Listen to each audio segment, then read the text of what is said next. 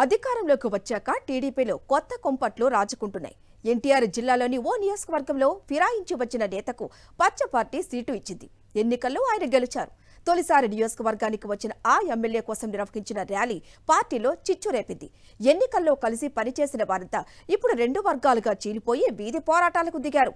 ఎమ్మెల్యేకి బ్యానర్లు కట్టే విషయంలో మొదలైన తగాదా పార్టీని రోడ్డుకు ఇచ్చింది. ఇంతకీ ఆ నియోజకవర్గం ఏదో, ఆ ఎమ్మెల్యే ఎవరో చూద్దాం. ఎన్నికల ఫలితాలు వచ్చి ఇంకా నెల రోజులు కూడా కాలేదు. ఎన్టీఆర్ జిల్లా మైలవరం నియోజకవర్గంలో అధికార పార్టీలో వర్గ పోరు భగ్గుమంది. ఎమ్మెల్యే కోసం నిర్వహించిన ర్యాలీలో ఏర్పాటు చేసిన బ్యానర్ల విషయంలో తెలుగు తమ్ముళ్లు ముష్టి యుద్ధానికి దిగారు. దీంతో ఎన్ని రోజులు అంతర్గతంగా సాగుతున్న రెండు వర్గాల మధ్య వార్ బయటపడింది. టీడీపీలో మైలవరం టికెట్ కోసం జరిగినంత రచ్చ మరే నియోజకవర్గంలోనూ జరగలేదంటే అతిశయోక్తి కాదు.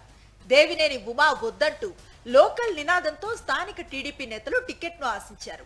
ఇక అదే సమయంలో వైఎస్ఆర్సీపీని వీడి టీడీపీలో చేరిన అప్పటి సిట్టింగ్ ఎమ్మెల్యే వసంత కృష్ణ ప్రసాద్ టికెట్ను ఆశించారు. ఈ క్రమంలో మైలవరం టీడీపీలో వసంత వర్సెస్ దేవినేని ఉమా అన్న స్థాయిలో వార్ సాగుతోంది. అప్పటికే దేవినేని ఉమాకు సీట్ ఇవ్వడానికి వీల్లేదని మైలవరం స్థానిక నేతలు చంద్రబాబు మీద తీవ్ర స్థాయిలో ఒత్తిడి తెచ్చారు. ఇక వసంత రాకతో చంద్రబాబుకు అభ్యర్థి కొరత తీరింది. అందుకే తాను ముందుగానే నిర్ణయించుకున్న విధంగా దేవినేని ఉమాను పక్కన పెట్టి వసంత కృష్ణ ప్రసాద్ కు టికెట్ ఇచ్చారు. తనకు సీట్ ఇవ్వకపోయినా తన పాత ప్రత్యర్థికి సీట్ ఇచ్చినా అధినేత మాటను కాదనలేక దేవినేని ఉమాతో పాటు ఆయన వర్గమంతా వసంతకు సహకరించి ఆయన విజయానికి దోహదపడ్డారు. కట్ చేస్తే ఇప్పుడు దేవినేని ఉమా వర్గాన్ని నెమ్మదిగా పక్కకు తప్పించే ప్రయత్నం చేస్తున్నారన్న చర్చ మైలవరంలో నడుస్తోంది. తాజాగా జరిగిన ఫ్లెక్సీల గొడవే అందుకు కారణమని టాక్ నడుస్తోంది. ఎమ్మెల్యేగా గెలిచిన తర్వాత వసంత కృష్ణ ప్రసాద్ తొలిసారిగా మైలవరానికి వస్తూ ఉండటంతో దేవినేని ఉమా ముఖ్య అనుచరుడైన లంకా లితీష్ భారీ స్వాగత ర్యాలీని ఏర్పాటు చేశాడు.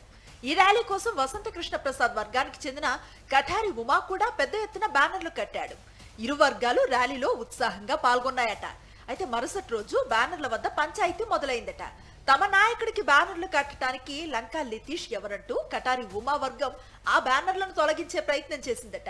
దీంతో లంకా లితీష్ వర్గానికి చెందిన ఓ యువకుడు అడ్డుపట్టడంతో కటారి ఉమా అతని అనుచరులు అతనిపై దాడి చేశారు. ఈ గొడవ లంకా లితీష్ కు చేరటంతో వివాదం ముదిరిందిట.